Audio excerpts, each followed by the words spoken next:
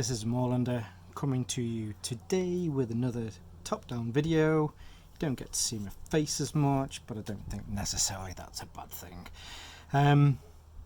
Coming to you today because I realised that I've got a few little tidbits that I've been holding on to. I thought I'd try and see if I can make some videos. So this one is on the Svord Peasant knife.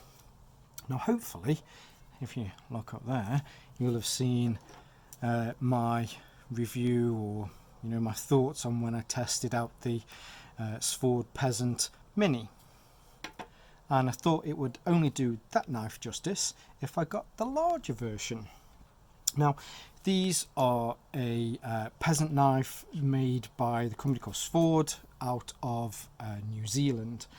The knives themselves are made similarly to a very old-fashioned knife.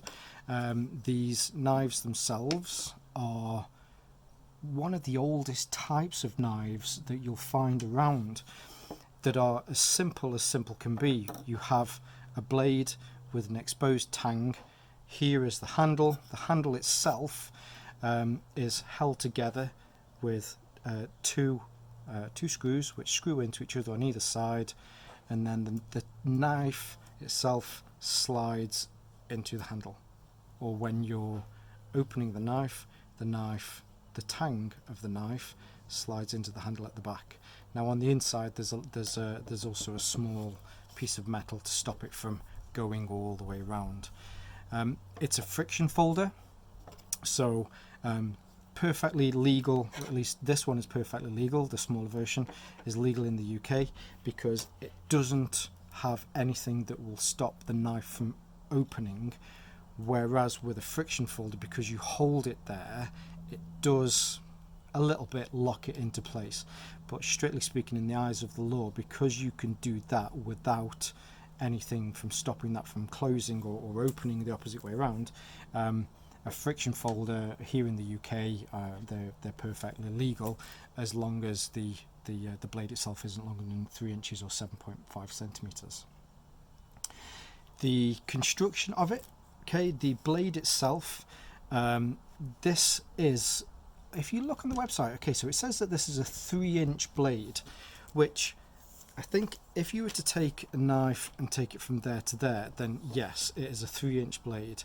From a 90-degree angle in from where the belly stops here, and then you were to take it to where the point is 3 inches if you were to do that as a right angle. Here in the UK, what makes this not a UK legal is because the 3 inches is actually this length here along the belly, from the tip along the belly to the end. So if I was to hold this down, now this isn't going to particularly look good from the top, and roll this round, it actually comes down to, I'm useless with inches, okay, so that's 3 1/4 inches, 3 2/8, yeah, that's about right. So unfortunately that's what makes this not okay to carry whilst in the UK. What you generally find with a lot of constabularies is, though, what they'll do is they'll hold that up to there and they'll say, yep, that's 3 inches, that's fine. But you might find that some police officers know the law exactly, and this could potentially be confiscated. The steel itself, it is a flat grind. The grind itself is rough, and I mean rough. There is not a lot of time took into grinding this, but this is the beauty of this knife, and that's the fact that it is super simple and super cheap. In the UK you can pick these up for less than £20. If that was to equate to the US, I'm sure it'd probably be around about the kind of the $12 to $15. Not expensive at all, and there's loads of customizations that you can do this. I've seen a lot of people, especially on Etsy and around Instagram, customizing these handles.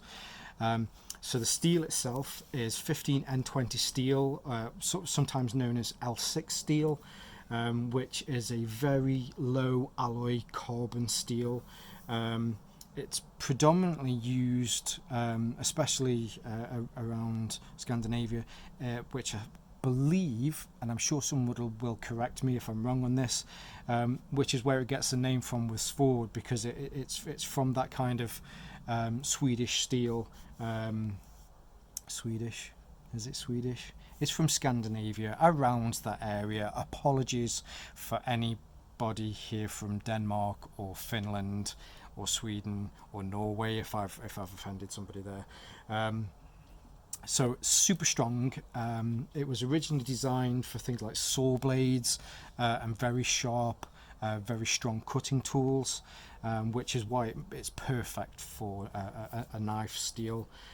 It's also used a lot, so because of the high carbon and also high nickel content in the blade itself, in the steel, you find that it's also used a lot with Damascus steel, because you get really nice difference between the etches when it's dropped into the acid. So it's a very, very, very hard, very respected steel.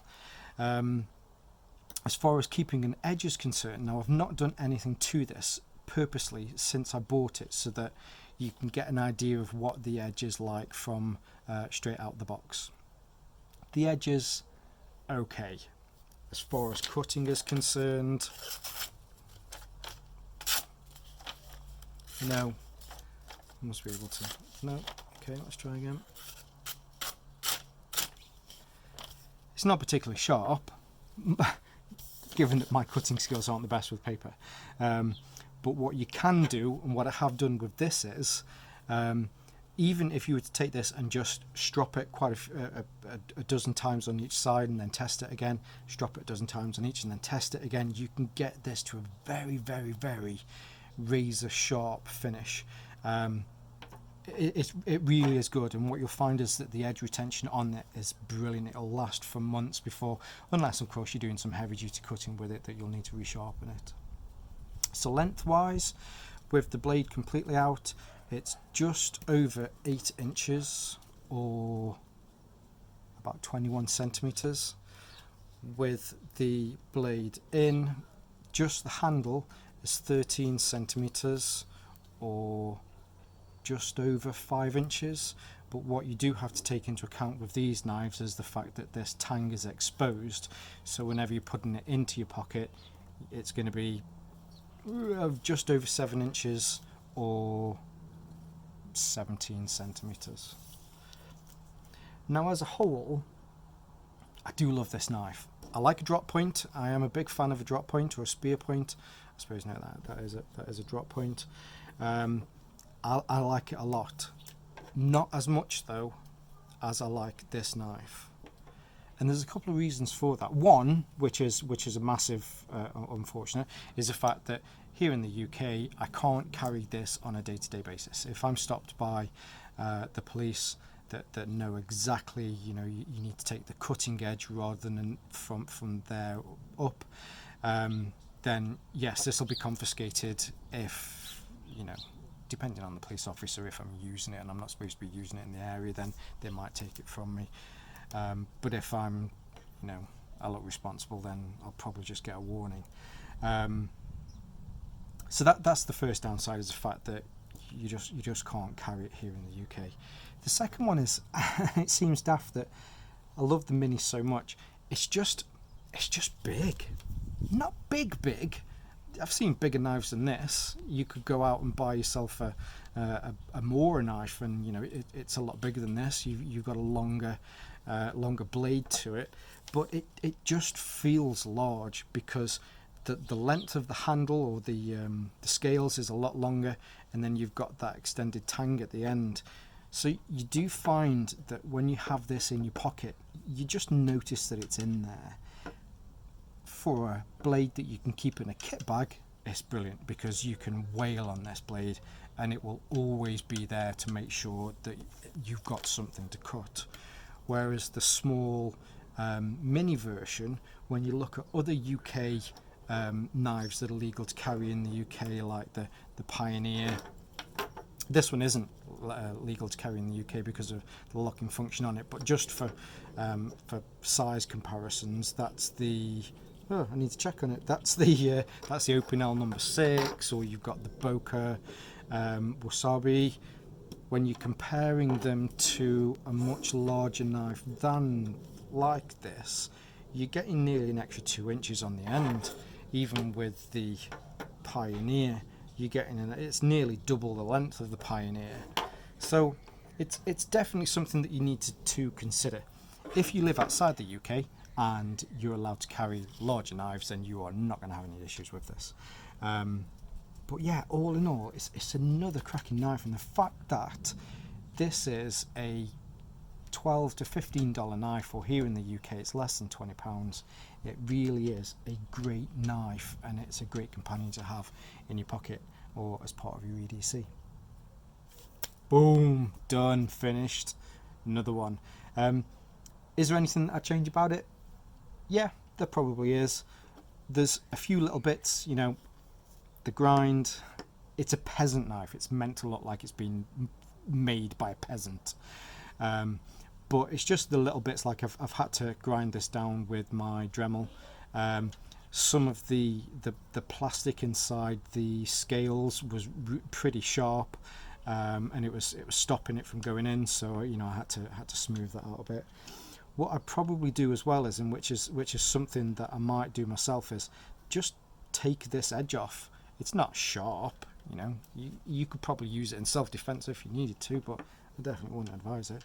But maybe take that bit off there so that you've got more of a nice rounded corner like you have there. Maybe that's something that I'd possibly consider. But other than that, it's a great knife.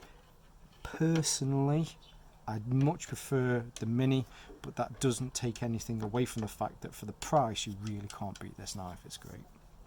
Cool, so there you go. Don't forget to like and subscribe. Well, don't forget to like. If you're hitting like because you like my videos, that's great. Don't forget to hit the notification button as well.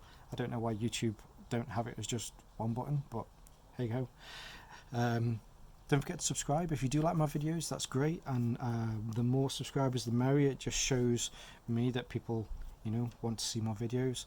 And share to help me to grow my community. If you can help by sharing the videos on your social media, that's great as well. Cool. So stay safe, stay Moorlander, stay EDC.